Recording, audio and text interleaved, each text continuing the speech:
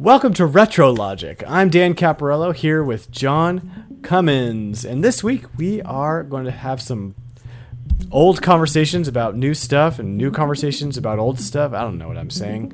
We're going to talk about new NES game with online play, new games in the Nintendo Switch Online, and we're going to talk about more stuff too.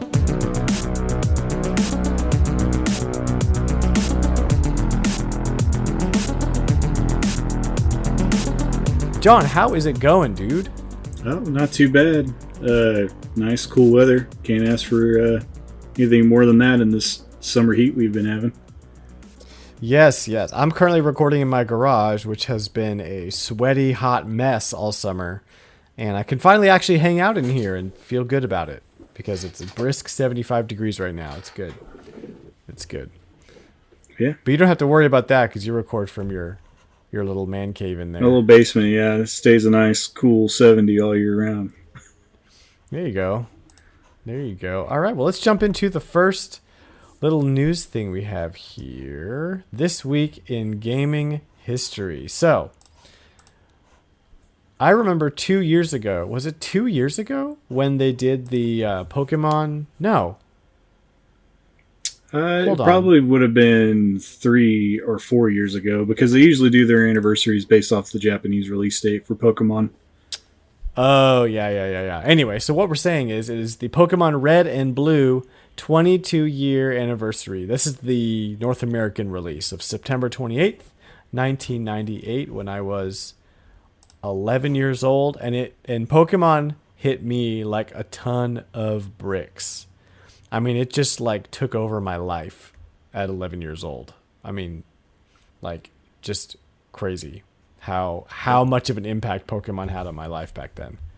Yeah, so we were the same age, and I had the exact same thing. I had my little brick, and I remember playing a friend's copy first, and then immediately going to my parents and saying, I have to have this.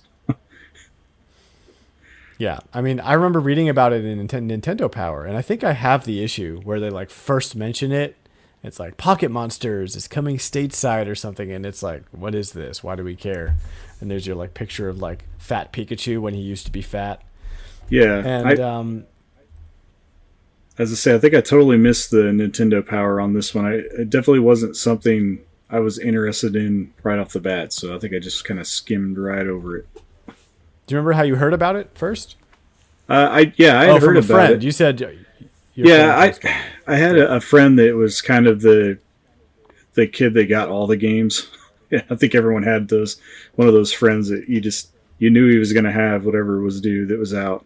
And I remember seeing it in Nintendo Power, and it wasn't something I really was interested in right off the bat. And then kind of going over to my buddy's house, and he'd already been playing for a little while and was showing me things, and I was like, well, this is definitely more like, it wasn't what I was expecting whenever you look at the just looking at it initially. So yeah, it was an RPG. Well, and it was really I think it was my first RPG experience because, well, when did Super Mario RPG come out in the Super Nintendo? It might have come out the same year. No, I think it was 95. No. It came out after the N64. Yeah, okay. Mario RPG was 96. So it's very likely that I played Mario RPG first. Yeah. And was like, and that was my first RPG, which is like sad because there's so many other great RPGs on the Super Nintendo that I did not ever play. Yeah, but being 11 years old, we probably didn't get to. I mean, I don't know if you have an older brother, but I did. He had a Sega Genesis, so he didn't. Boo. Yeah, he didn't jump on the Super Nintendo as much as I did. But like, you're right though. Being a kid, you don't have very much agency over what games you play. Really, it's kind of like you ask for things and you hope your parents understand what you're saying, or you have uncles or aunts that give you gifts and stuff. But every once in a while, I would like save up and like ask specifically, like, I need to get this thing. Can we please go to KB Toys? Like, you know. Yeah, I don't really remember doing that a whole lot until like N64. Super Nintendo, I kind of got what my brother had, which was usually like Super Star Wars or Top Gear. He was more into action and racing type stuff, so He's Right. like 10 years older than me, so he's kind of out of the Dang. sports and things like that. So Yeah, that's quite a gap. But that's how it was for me with Pokemon. Like I didn't know how, like I don't know why I didn't just ask for it. Probably because I knew that it was like brand new. So it's like trying to like explain to my parents like, okay, it's called Pokemon and it's got a big turtle on it and you I want the blue one, okay? There's also a red one with a dragon, but I want the blue one. It was like too much. yeah, So I was and just I like, had the okay, blue I'm one. going to save up. Yeah, you had blue also? I had blue also. I was a blue kid. Yeah. And I was trying to remember, did the anime series come out before the games came out or after? Let's find out. Let's look it up. Because I know as a kid, I wasn't as big into the anime. I watched it a handful of times, and it might have been down to where I didn't have the channel that it came on. I'm not 100% sure, but I know I kind of missed over it and kind of caught more of it later when I was older and less interested in Pokemon anime. But Oh my gosh. When was the game? Okay. Yeah, they 98. started airing the TV show. Yep, they started airing the TV show the same month as the game came out. Yeah, good This is idea like for I'm us. going back on this and I'm like, wow, they were very strategic about all of this. Yeah.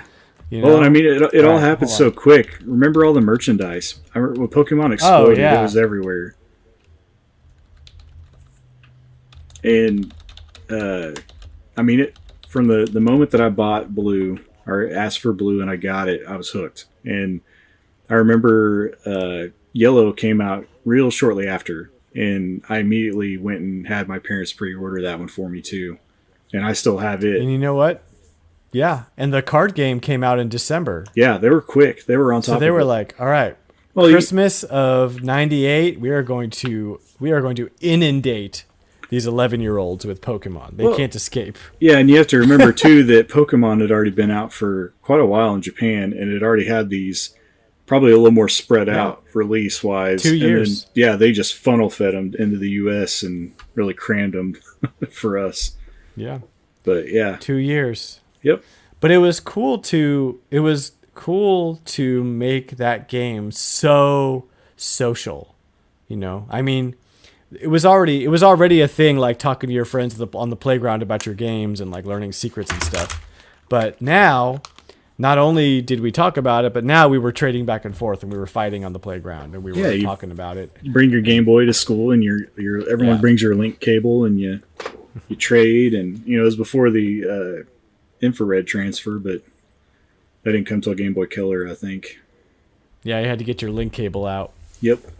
And I really only did it with my friends because I heard that you could like mess up a trade by like yanking the cable out at the right time, and then like you'd lose everything. I think there was also a way to duplicate Pokemon that way too. I think if you did it at the right time, the game wouldn't know, and it would like try to cancel it, but it was too late and it was already transferred to the one game pack. But you also got to keep your Pokemon.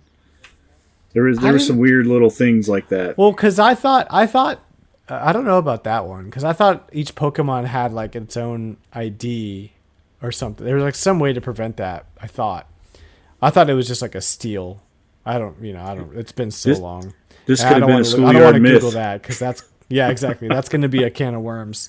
This could be another play as Luigi after you beat Mario 64. I don't know. Yeah, right, exactly. Well, and that's the thing that I'm missing these days is I whipped out 2 years ago. I got a green Game Boy Pocket. I have the same one. And a copy. You do? Yes, I do. Yeah. And a copy of Pokemon Blue, and I was like, cool. I'm gonna burn through this. Yep, that's the one. There it is. Where's mine? I don't know. It's around somewhere. Oh no, it's right here. It's in my backpack because I'm trying to get myself to play it more. There it is. Boom. Yep, same one. So I here. Let's give the listeners at home a taste. Here.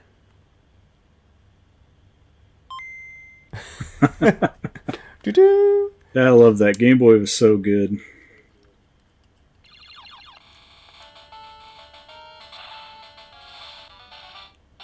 Anyway, I've been playing through it very slowly. So like I'm probably 40 hours in over the past 2 years, and I'm still playing it. Like I'll get a couple hours a month in sitting there on my Game Boy. It's an incredibly nostalgic experience because unlike most other things in life, video games don't change. It's the same game that I played Yep. 22 years ago, you know? But the part that I'm missing is the social aspect. Yeah, That's the part that you can't. That You're not can't finding recreate, anybody out there like, with the carrying their Game Boys around and link cables anymore. No, funny enough, no 3DS Street Passes and no Game Boys. Yeah, it's a weird. Now there are events. There are events that I go to, like Classic Game Fest in Austin, which was canceled this year, which was like such a huge bummer. You go there and you got people carrying their Game Boys around with Pokemon. You can trade and battle and stuff. Yeah, but those aren't like my friends. Yeah, I can see that. Yeah, and once Pokemon went online, a lot of the social appeal kind of disappeared with it. It's like, oh, now I don't have to like go see you. Now I can just trade with you online, or I could trade with this random guy from Japan who has it's definitely not as shiny Charizards. It's not as personal as it used to be. Yeah. So. The good thing is, with as many times as you've probably played through that game, like myself, it is one of those games that you can play, put down, 3 months later, pick up, and you know exactly where you're at because you've played this game front to back so many times. Right. I mean, I don't know how many times I played through the original game. The only thing that's weird about that is you look at your team and it's like, oh, did I get rid of someone or where did I get I opened it up recently and it's been a couple months. When I went on vacation, I started playing it and I was like, when did I get a Dratini? When did that happen? I don't remember that. I'm like training a Dratini into Dragonair and I'm like, what do I do? So at some point I'm going to have to get a link cable because I have a second Game Boy Pocket and Pokemon Silver. So in order to get like Gengar and Machamp and Dragonite, I think, you have to trade to evolve. Yeah, I think so. Yeah. There's probably one or two others that I'm not remembering. And I think I've been mentioning this on Discord a few times, but I've been kind of thinking about getting rid of my physical copies of these games just because they're astronomical right now. They could fund some purchase of some new games to add to the collection. That is happening right now. There is an extreme spike in really anything retro. I mean, specifically GameCube, and most of the Nintendo stuff is spiking right now in price. So yeah, and I have. If you want to, now would be a good time. I've got yellow, silver, and I think leaf green still in the box with all the inserts, the manual, and everything. So those are the high dollar. Yeah. Wow. Yellow in the box? Yeah, I've got yellow in the box with the manual and the all the inserts with the one that is trying to get you to buy the player's guide from Nintendo and yeah. So that one's I think some of them they're worth at least $200 right now, if not a little bit more. Easy. Good old COVID. That yellow, easy. So yeah, right. So I have a question for you. So when did you stop playing Pokemon? Like, which ones did you buy, and then where did you stop before, like, more recently? So I played through Gold and Silver, and then I think I skipped Ruby and Sapphire, and then I tried to play Diamond and Pearl, and then fell off after that and did not pick up another Pokemon game until X and Y. So I skipped White and Black and the sequels to those as well. So I've kind of jumped in and out of Pokemon. None of them have really captured my attention like the first game did. Right? Yeah. That's a weird thing. Well, I'll say this. So I played Blue, and then I actually skipped Gold and Silver, and Oof. I have no idea why. Yeah, those are good. Like, everybody's like, no, they're better than Red and Blue. And I'm like, how is that even possible? But I have Silver now, and once I beat Blue, I'm going to jump into Silver for the first time, which feels weird. But then I was all about it. I mean, I played, Ruby and Sapphire and Diamond and Pearl. And then I dropped off again. And I didn't play the Black or White series, any of those. And then 3DS picked it back up. X and Y, Sun and Moon. Yep. So I also kind of went in and out depending on like what life season I was in and where my head was at with Pokemon. And it really is like what season of life. Like, so for Ruby, Sapphire, and Diamond and Pearl, I was all about it because me and two of my other friends, we were all playing it. We were addicted to it. We were all playing it all the time and bragging and playing together. And that's the thing. It's such a social experience that when I go and play Sword and Shield now, it's like we have our Discord, but like there's not a lot of like, it doesn't feel the same as when I was on the playground. Yeah. So I like don't want to play Pokemon anymore unless I'm on the playground, which is Pokemon seems like one of the lesser games in our Discord community as well. Like when it launched, it was pretty big, but then it kind of fizzled quickly. Yeah. There's not a lot of people that seem to stay with it. I think Pokemon does that with everybody, unless you're just picking up a console or a handheld just to play that game. I think everyone kind of jumps in and out. I didn't play Sun and Moon. Yeah. I played X and Y and a little bit of Omega Ruby, and then skipped. I picked up Sun and Moon and Ultra Sun and Moon. This was around the time my son started playing Pokemon. Oh, there you go. And, see, there's your social aspect. My kids aren't playing them yet, so yeah. So we tried, and we it's funny. Every time he was wanting to play, I was in the middle of playing something else, and then vice versa. Usually, the only thing that pulled him off of Pokemon at the time was Minecraft. So, yeah, that'll do it. Yeah, and then I played the remake of Yellow, the Let's Go games. I played them all the way through, and then I played the last game. I bought Shield, and I played it all the way through, and thought it was really good. To me, it was kind of it reminded me more of the first game than any of the rest of them have so far. I was not. So when Shield was like announced and they were talking about it, I was kind of down on it. I was just like, it doesn't, like the graphics aren't very good. Like we just got like Breath of the Wild, which has like these amazing trees and landscapes, and you're giving me like this very limited little field to play in. It kind of all just felt derivative and not enough. And I actually did play it later after launch, like not when it launched, but afterwards. I got a deal on it, so I was like, oh yeah, I'll give it a try. And it was better than I was kind of crapping on it, but it was a really good Pokemon game.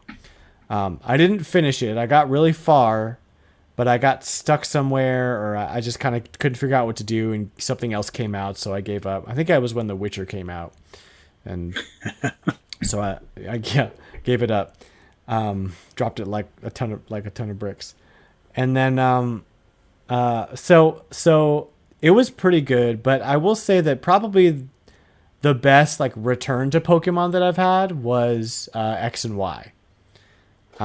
Just as far as like quality of Pokemon game and like how much fun I had with it.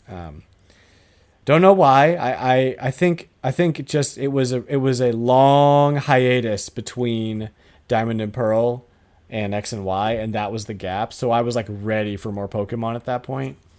So yeah. So 22 years. Yep.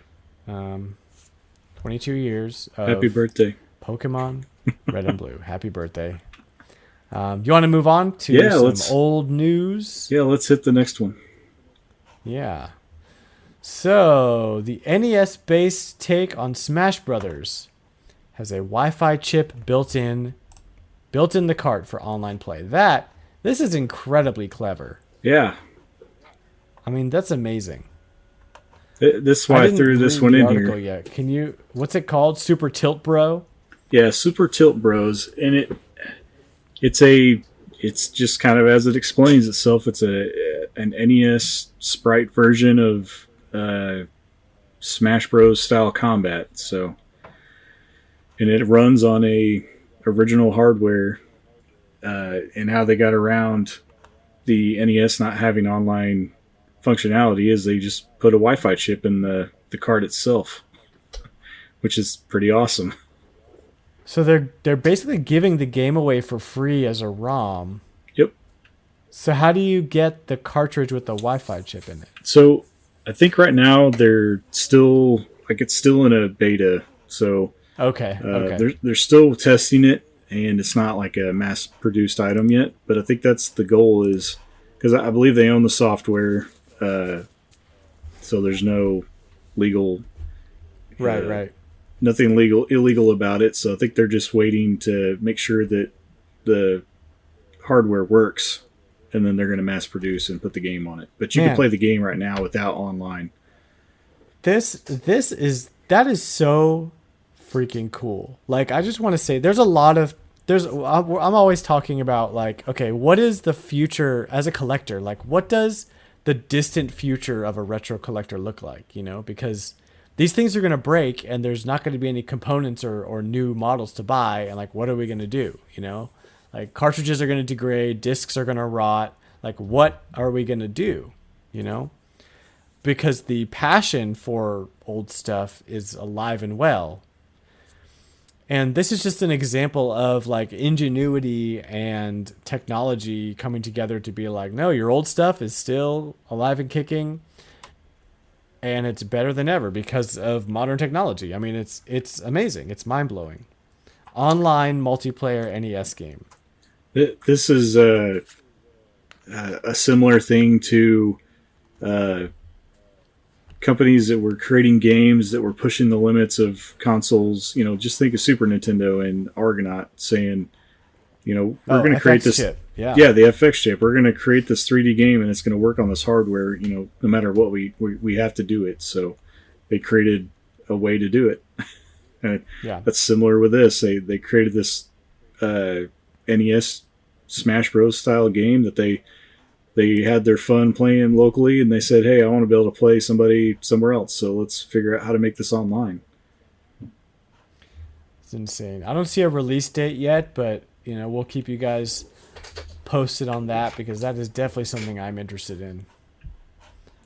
As a collector, you know, cool. this is something that's going to be pretty neat to have eventually. Yeah, heck yeah.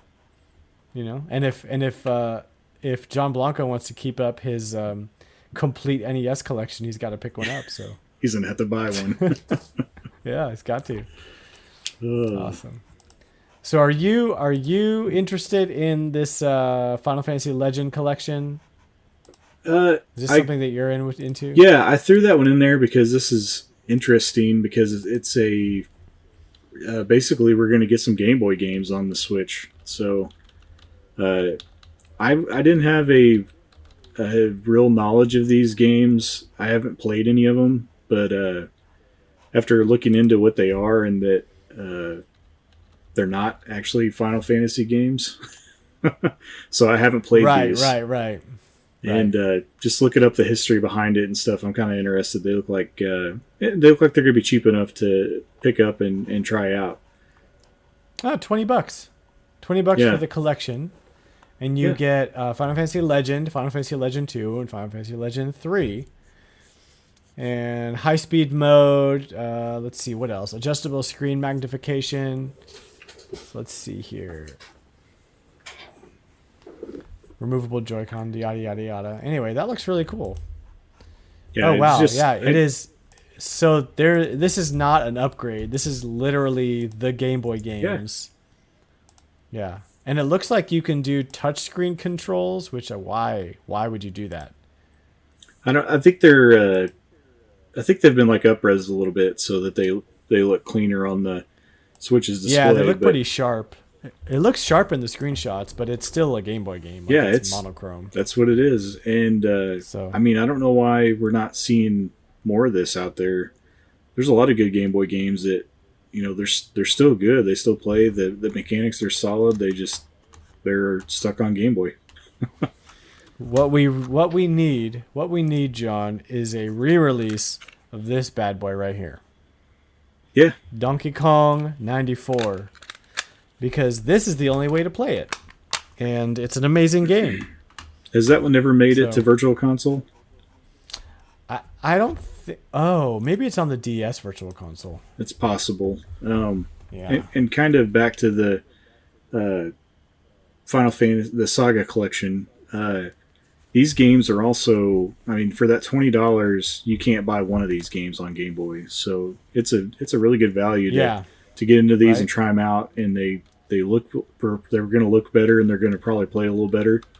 I imagine that the Switch probably doesn't have as much problems with the blurring movement like a Game Boy does.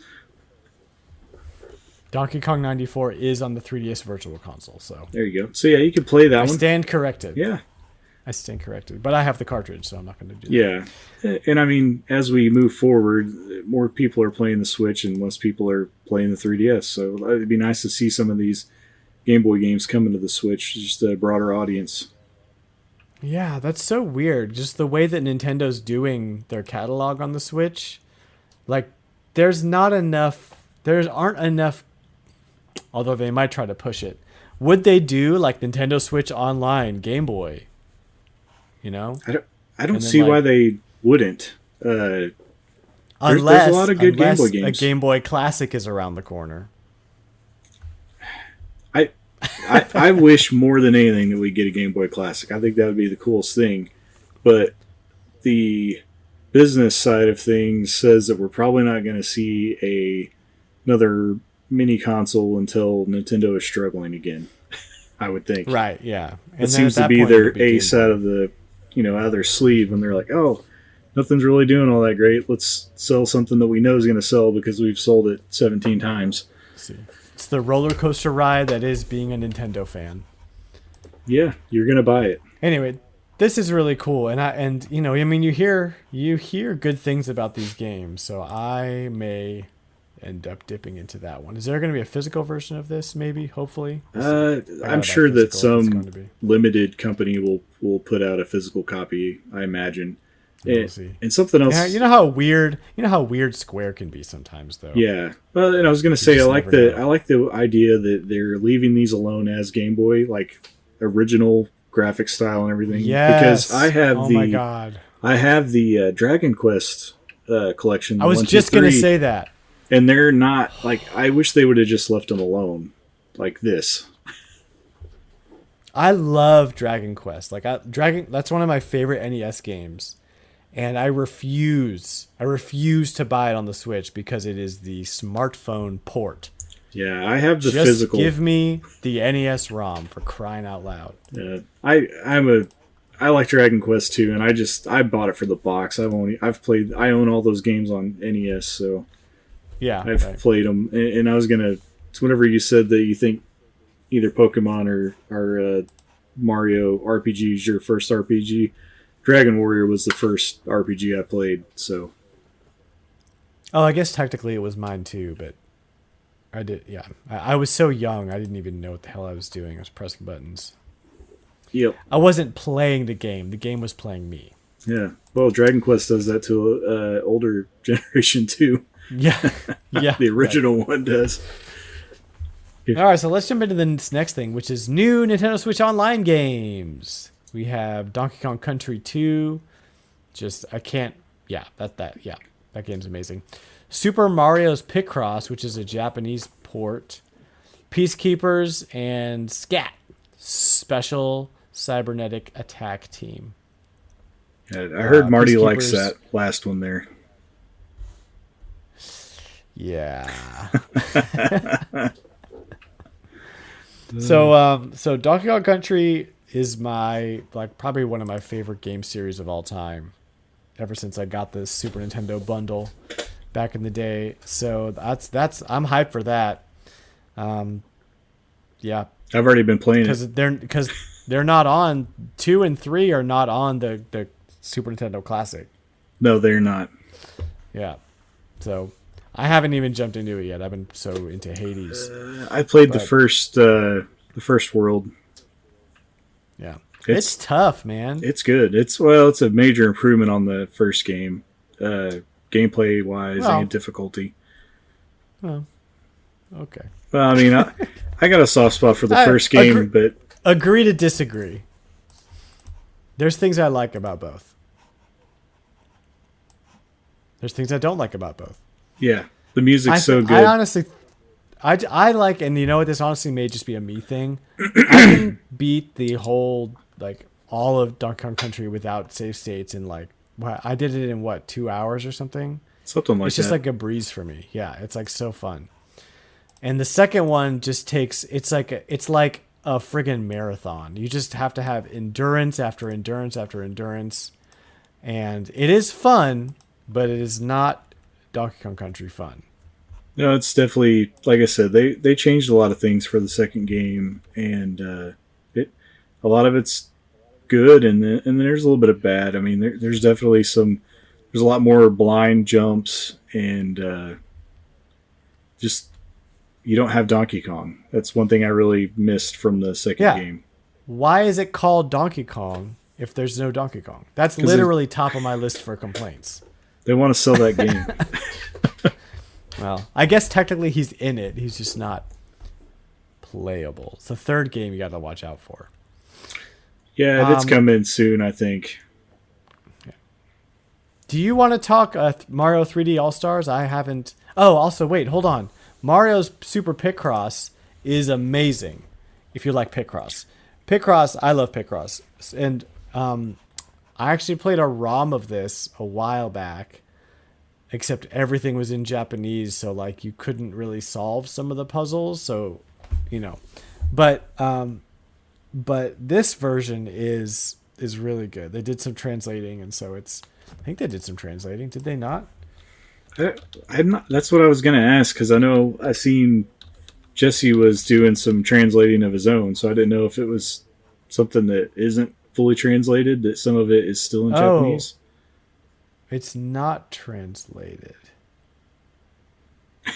They did something. They like made you able, because I think when I played it.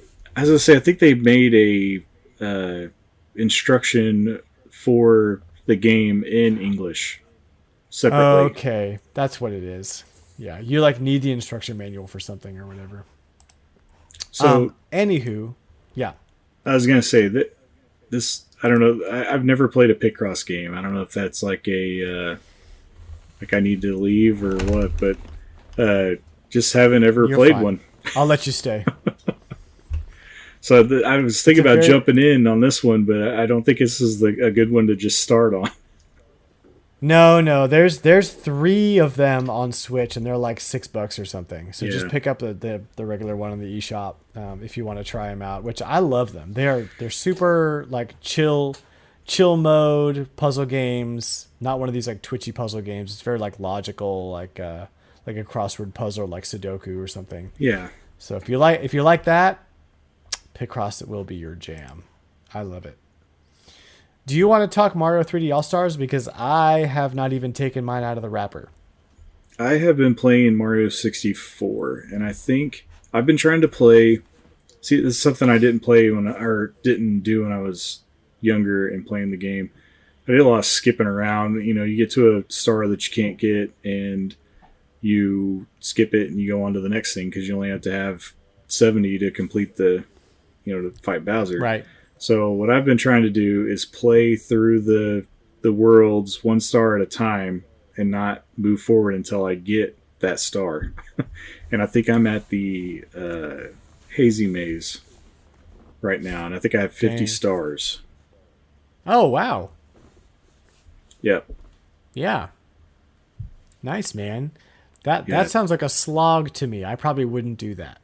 If it was. Well, I don't know that. Well, I was thinking about it, and I don't know that I ever actually got 120 stars as a kid, and it's something that I wanted to do. And it's another one of those. I know the game forward and backwards, so I've been just kind of playing it in between. I haven't been solely playing it.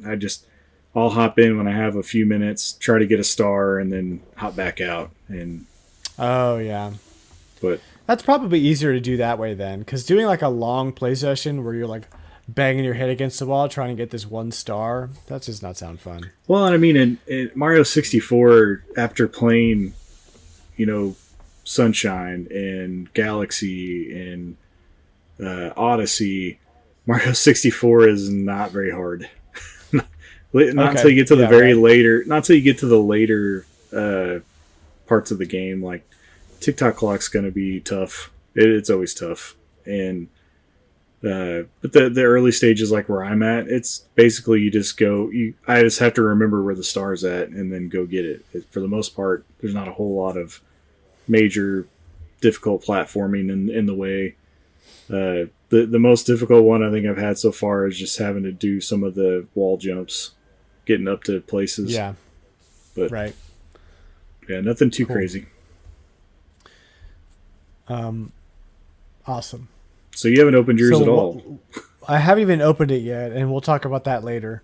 But one thing that I do want to do is I want to kind of do like a side-by-side where I do the Switch version of Mario Sunshine with the Power A GameCube controller, and I have my GameCube version of Mario Sunshine original controller side by side, and I'll like do a level here, and then I'll switch over and do the same level there, and really just get a feel for like really see like what's different and how and why and what took a long time and what feels weird and what feels great.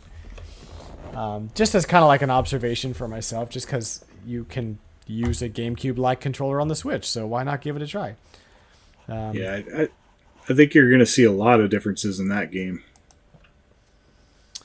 Yeah. Well, we'll see. I know that they had to make some tweaks because of the whole trigger thing, but I guess we'll see. I'm waiting for that Nintendo Switch Online N64 controller to come out so I can do a side-by-side comparison with the N64 and that one.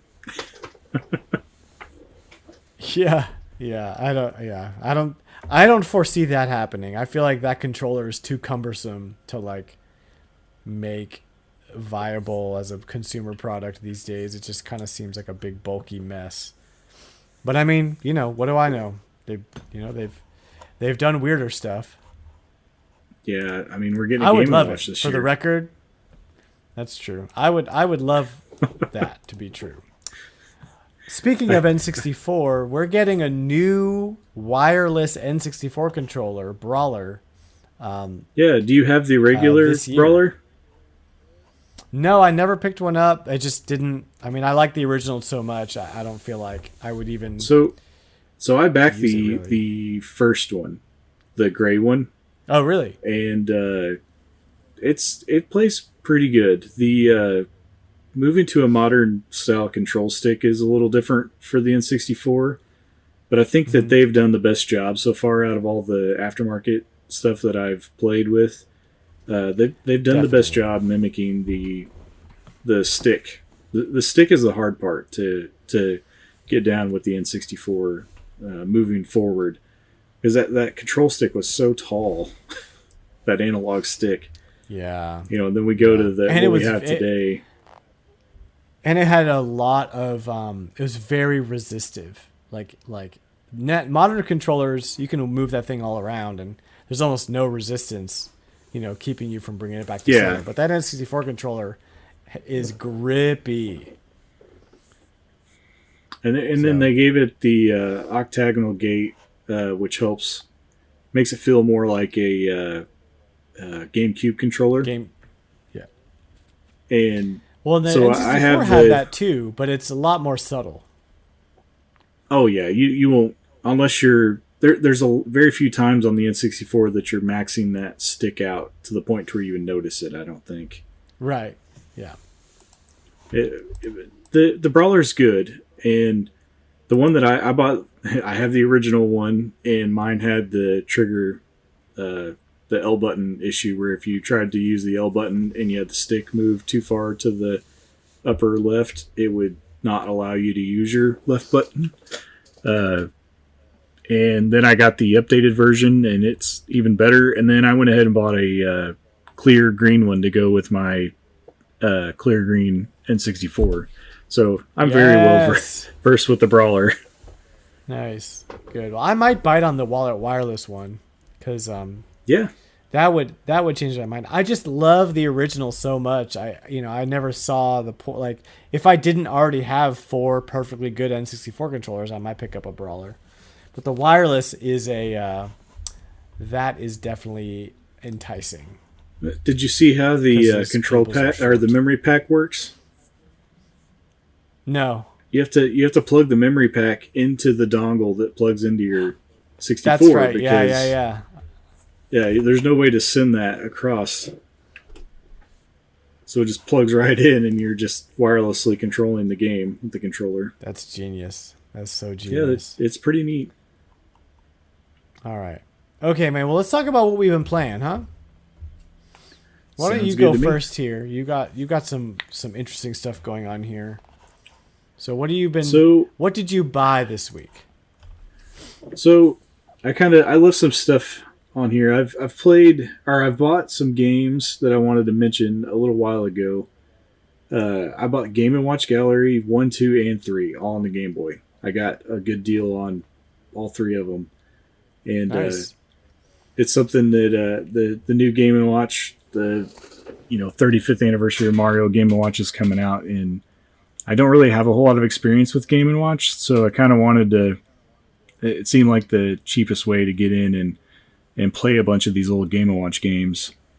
So I went ahead and picked up some of those, and then Nice. I realized I don't own a copy of Super Mario Bros. On NES that doesn't include Duck Hunt or Track and Field.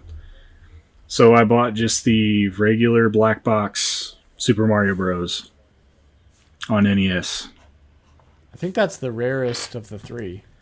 Yeah, I have Not that any of them are rare, but no, none of them are rare. They're easy to get a hold of. It was bothering me that I've got like 2 or 3 copies of Mario and Duck Hunt, and then I have Mario 2 and Mario 3, and then I don't have the regular one by itself. So I was like, yeah, this is like $10 now. I'll just go buy one. right on. But yeah, so that kind of completes my little Mario NES collection on its own. And I've seen some people playing X-Men Legends on Discord a while back, and I was like, I never played these 3? on GameCube. So I went ahead and picked 3? up 1 and 2. Huh? Oh, are you talking X-Men about Legends? Marvel Ultimate Alliance? No, X-Men Legends was the precursor to Ultimate Alliance. So these were GameCube games. Yeah, that's right. I can't remember who it was now. Somebody was playing it, and I caught wind of it on Discord, and I was like, I haven't played these. I have Ultimate Alliance 1, 2, and 3. I never played the games that started it all. So I went ahead and picked them up, and I played a little bit of the first one. I haven't got too far into it because I've been trying to play through Star Fox Adventure on GameCube.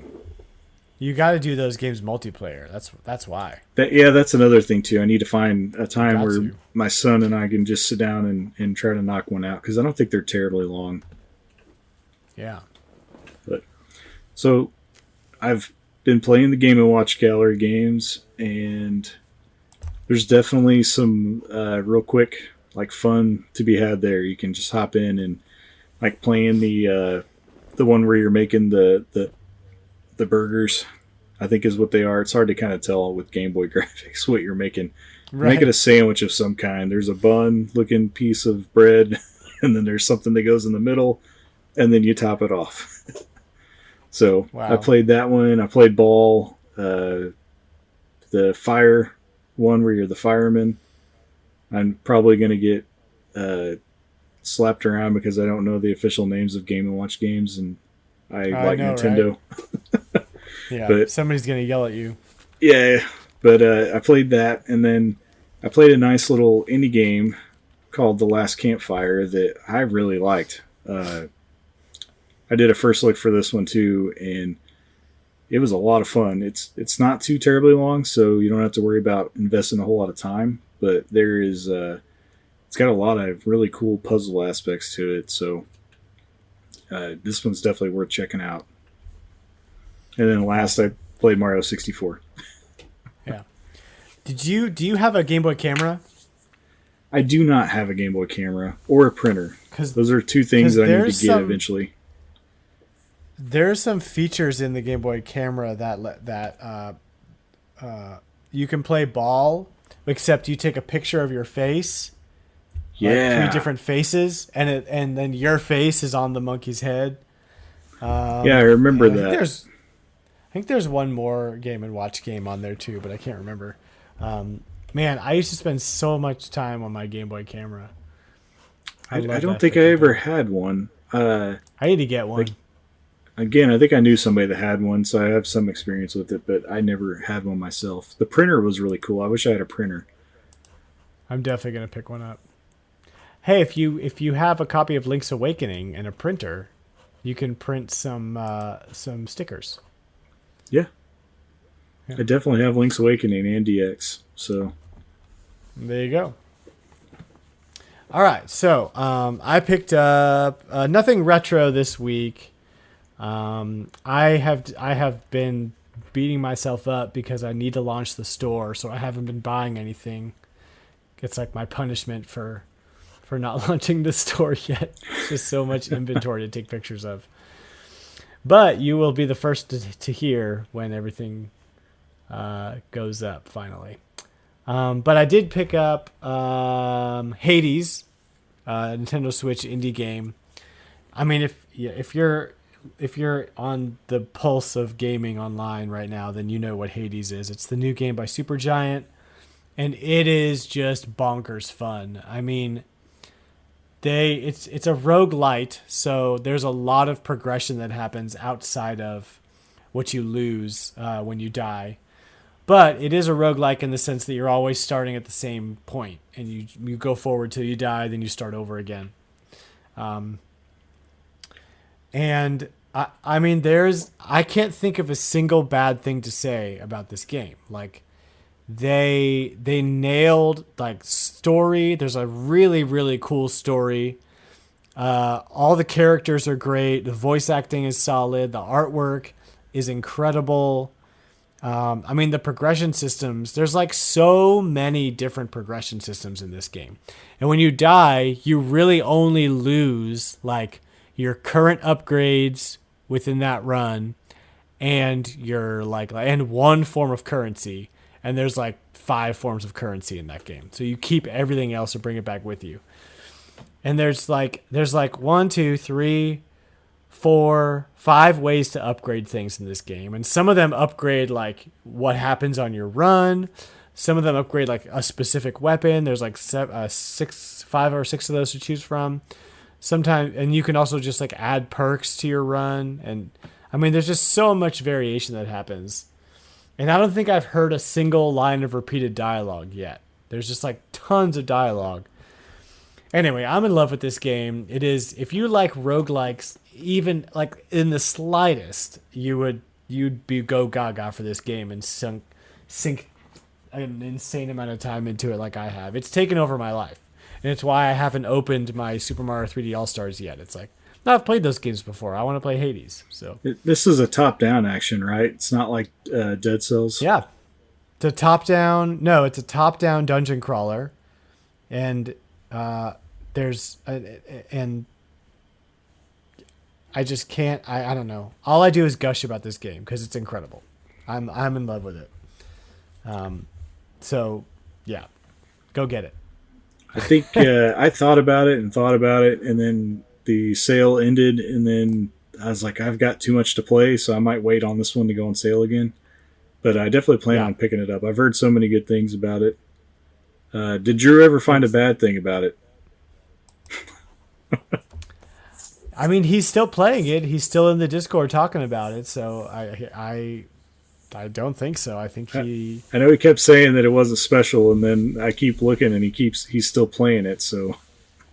Yeah, that's the thing about Drew though. He's gonna play a game to completion whether he likes it or not. Oh yeah. We know this, so it's really that's not a good tale. We'll see when he finishes it if he liked it or not. But as far as I'm concerned, it's a Game of the Year contender, like top of the list. So right up there with Animal Crossing and nothing else.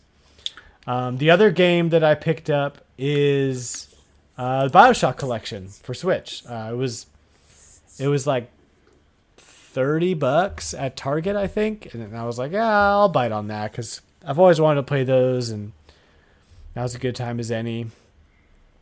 It is currently sitting on my backlog like most of the other things I own. So looking forward to jumping into that.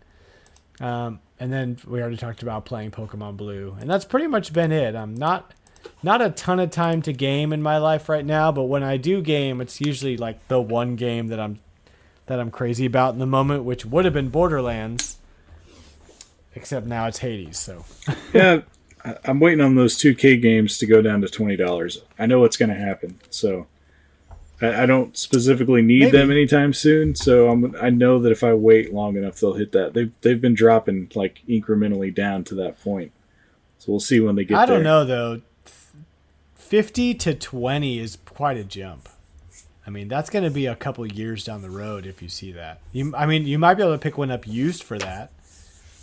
Yeah, and that might be the case or something. Yeah, but I don't know. 30 seems to be the bargain bin price for those right now. I just have too much to play to throw $30 at games that I've already played. Me too, unless they're retro. Yeah. Well, I mean, I think I already, especially for Borderlands, I already own all of them elsewhere. I would definitely pick up Bioshock before that, because I think I only played the first game, and I missed out on the third, and I heard the second's not really a whole lot to miss out on. Oh, really? That's good to know. Because I played through all of Borderlands 1 for the second time when I got the collection, and then I played 2 for the first time, and I was like, why did I bother playing the first one? The second one is so much better. Ridiculous. Wow. Well, that's all the content we have for this week in our show notes. Did you have anything else you wanted to chunk our way there, John? I can't think of anything off the top of my head. I think we've covered everything good retro this week. We'll call it a show. That's been your week of retro here on Retrologic, and we thank you so much for listening and just being a cool listener. So this is the official podcast of Blockfort Retro,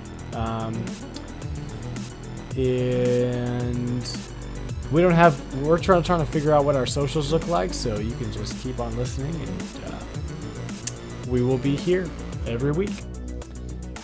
John, are you on Twitter yourself? Yes, I'm at SuperDatFast on Twitter. Cool.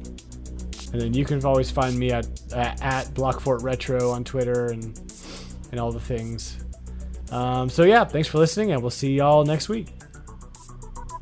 Bye, y'all.